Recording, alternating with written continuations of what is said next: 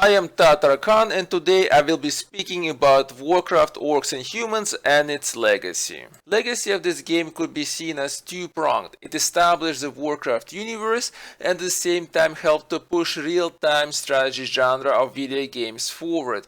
But there is more to it, and to understand the legacy of the game, let's talk about how it came to be. Quick note that if I mispronounce a name, I am sorry.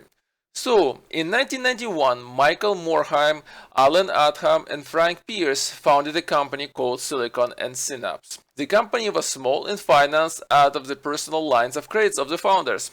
As a result, they needed to work fast and to create games before money ran out. They also took on some contract work to port games from DOS to Mac and Amiga, as well as to port games to consoles. Interplay was the publisher for these games at the time. Despite releasing successful games, the company was struggling financially, so they decided that they needed to move away from Interplay and set out on their own. For that, they needed a new game and a new name. Well, for the name, they wanted to use Chaos Studios at first, but quickly went with Blizzard Entertainment instead. And the rest is history, so thank you for watching. No, I'm joking. Things were not that simple. A game had to be created that would put Blizzard Entertainment on the map in video game space. But what kind of game to make? In 1992, Westwood Studios released a game called Dune 2, The Building of a Dynasty. It is generally considered to be the first true real-time strategy game. Now, there are other games that have a claim to the same title. However, it was Dune 2 that established the standard conventions of the genre. All action takes place on a single gameplay screen. Base building is a major part of the game. There is a tech tree that creates building dependencies. The base is used to create units that are controlled and moved around in real time to destroy the opponent. Primary mode of play is in real time. Resource management is important. There are multiple factions, each with different units. Now, as it is usually the case, employees of Silicon Synapse, the company has not renamed itself yet, were all video gamers themselves and so played and discussed video games. Many of them played Dune 2 and liked what they saw. They also saw that there was no pull-up games in the genre, not even by Westwood Studios that developed Dune 2. Actually, Westwood Studios was already working on Command & Conquer, but they did not announce that. Therefore, the decision was made to make a game in this genre. However, it was not going to be just a copy of Dune 2, it had to have something different. Patrick Wyatt, programmer at Silicon and Synapse, found Dune 2 to be a fun game, but it was held back by the fact that it only offered competition against a computer opponent. AI of the period was not usually very good, as it follows standard approach, which once discovered could be countered by a human player. Playing against another human added element of unknown, as a human player adapts, changes strategies, and has idiosyncrasies that are unique to a human, such as could be particularly likened to a certain unit or approach to building bases, attack patterns, etc. And because a set of idiosyncrasies are usually unique to each human, playing against a different human always brings new challenge. Doom has come out in 1993 already, and was demonstrating how much fun multiplayer could be and how it could drive success. Warcraft Orcs and Humans was not going to be the first multiplayer RTS game. There were others before it, such as Herzog's Way, which had a split-screen multiplayer. It was a Sega Genesis game, by the way. However, due to the lack of spread of modems and network equipment, earlier multiplayer games that required these devices failed. By 1993, the modems and network equipment began to spread. Talking of Herzog's Way, Bill Roper, voice and lore contributor to Warcraft 1, named it as one of the games that inspired development of Warcraft. While Bob Fitch, a programmer, also mentioned that he wanted to see a game that merged Lost Viking-like characters with mechanics of Lemmings game. This suggests that Dune 2 was not the sole inspiration for Warcraft Orcs and Humans, however it was the most significant one. Silicon and Synapse at the time did not operate very formally, as usually is the case with the small companies. When starting out to make the first Warcraft, there was no design document, budget or plan prepared. Patrick Wyatt was put on project in September 1993. He was the sole person working on the project and he started to design the game's engine. The task was made simpler because Dune 2 existed and was used instead of design document. Patrick Wyatt even screen captured sprites from Dune 2 and used them in early builds as there was no other art available for units. Eventually some design documentation was created. Patrick Wyatt recalls seeing some in early 1994 that had Chaos Studios written on it. Game design ideas for first Warcraft were aggregated by Ron Miller and Stu Ross. They gathered design ideas from Blizzard employees that were provided in formal meetings and informal quick discussions. They also contributed their own. So, in the end, it would be hard to credit who thought up of what. As a result, the credits for the game would credit for game design the entire Blizzard Entertainment team. So, as per Patrick White, the credits on Moby Games website for Warcraft 1 are wrong because they mix in the Mac and 1998 re-release with the original credits. This was actually one of the earliest instances where credit would be given in such a way, and this design approach would continue to be used in Blizzard for a while. So what other design ideas were included in the game that improved on Dune 2 original formula? Well, Patrick White used programs such as MacDraw and MacDraft to help in his dad's business, and he really liked the idea of drag and select ability in them. So it was implemented to make the game less of a mouse click fest that Dune 2 was. At first, actually, unlimited number of units could be selected. However, the pathfinding for a large mass of units did not work well. Actually, a bit of strange pathfinding would be an issue for Warcraft and Starcraft series of games. So, to remedy the issue with pathfinding and make the players to be more tactical, the number of units that could be selected was reduced to 4. Row system was created with the idea that to make players design their bases in a neat fashion. In the end, it proved not to be popular with the players, that is why it was dropped in Warcraft 2. Two resources were key now to the economy, gold and lumber, and farms provided population control. Interestingly enough, for a while there was supposed to be a stone resource, but it was never implemented. And talking of these that fell off design table, well, there were buildings such as Mason Hall, which was to serve as a requirement for stone buildings, Dwarven Inn, which would increase production of stone, Elven Fletchers, which were to provide upgrade for archers. This function was moved to lumber mill. Tax House, maybe was supposed to improve gold production? I have no idea. Ale House or Ale Stand was going to decrease production time of gold and soldiers. With these unrealized buildings, it becomes clear why when playing as orcs, player hears notifications that elves and dwarves are approaching, while they are not really present in the game. Hero units were proposed to be in the game, and we actually see some evidence of that in the custom sprites for Lothar, Garona, and Griselda. However, they were never really implemented. Also, there was an idea to have a persistent units from mission to mission, as well as the unit that represented the player. The unit would gain in power as it fought on the front lines. The idea was dropped to make balancing difficulty of missions less of a problem. How non-playable races of lizardmen, halflings, hobgoblins also did not make it into the final game.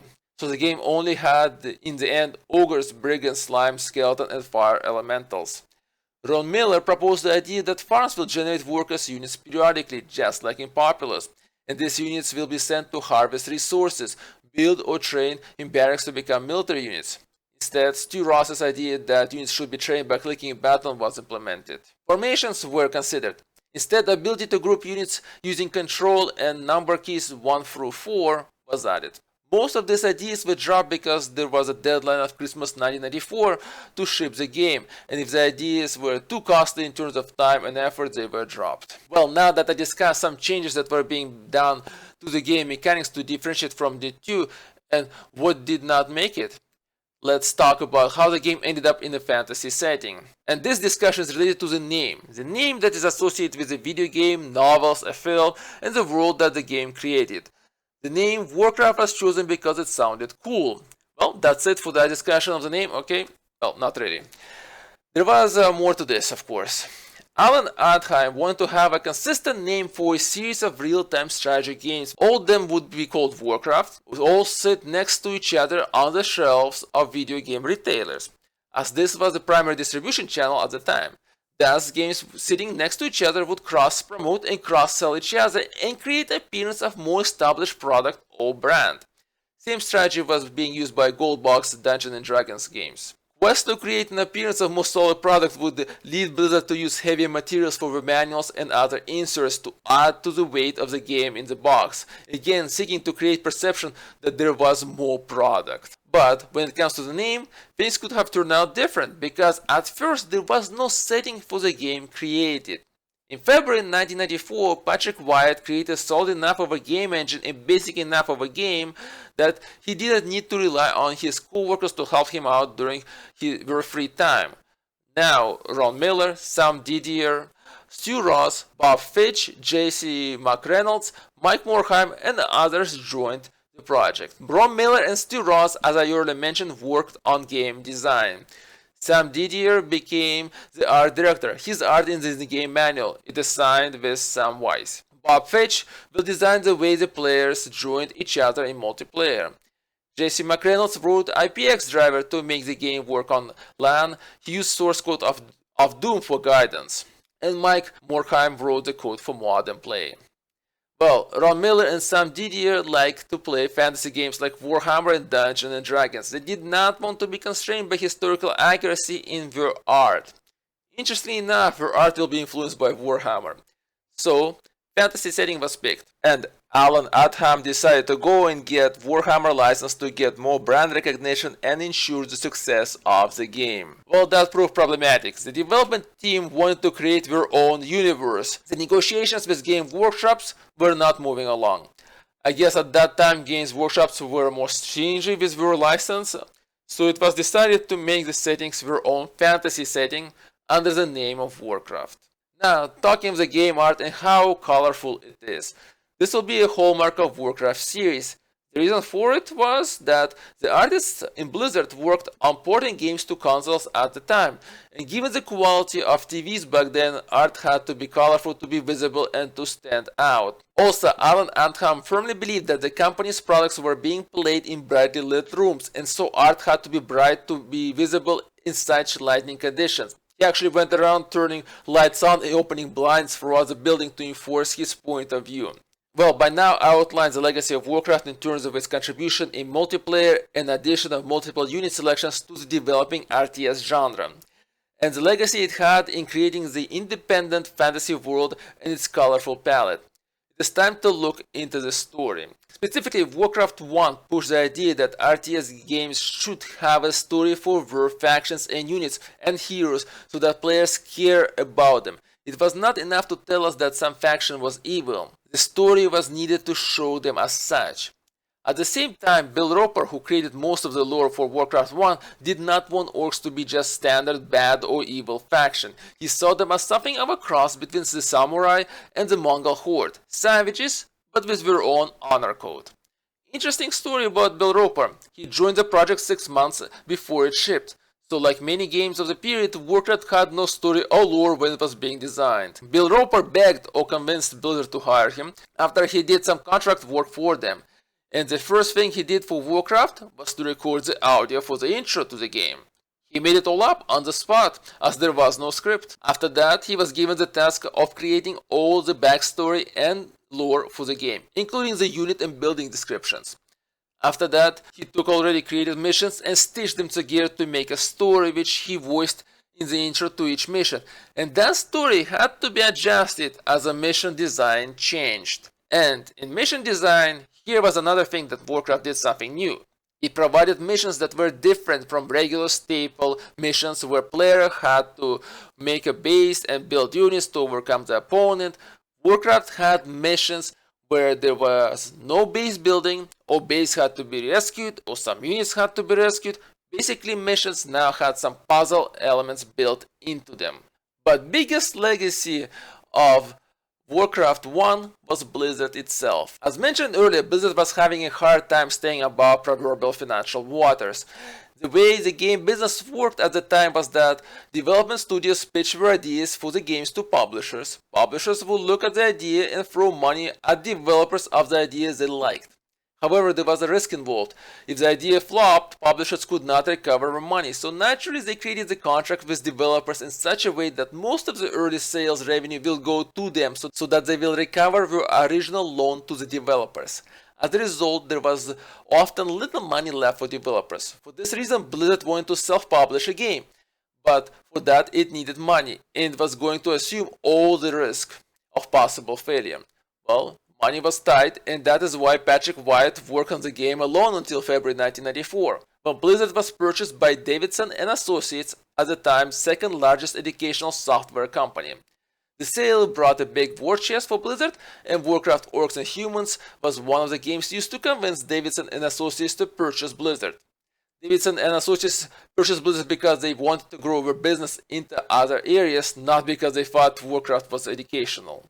But the game had to be shipped by Christmas 1994 deadline. because of monetary reasons. And so it was released in November 94. In the summer of that year, a demo was distributed to build hype, and thanks to easiness of copying floppies, it spread well. However, a lot of video game media did not cover the game until a few months after its release. I guess they saw nothing revolutionary about it, or maybe because it lacked a big publisher behind it. However, it sold over 100,000 copies in the first year, and it would go on to sell more. It is still selling on GOG. The sales of the game would put Blizzard into the black financially, and thus guarantee its ability to continue to make games. Well, there it is. The Legacy of Warcraft Orcs vs. Humans. Distinct fantasy universe of games, literature, and film. New contribution to RTS genre in the form of making multiplayer the key for game success, as it contributed greatly to the sales of the game. And existence of Blizzard Entertainment itself. Please see below the sources used to make the video. If you like this video, please like it. If you didn't like it, don't like it, and please subscribe.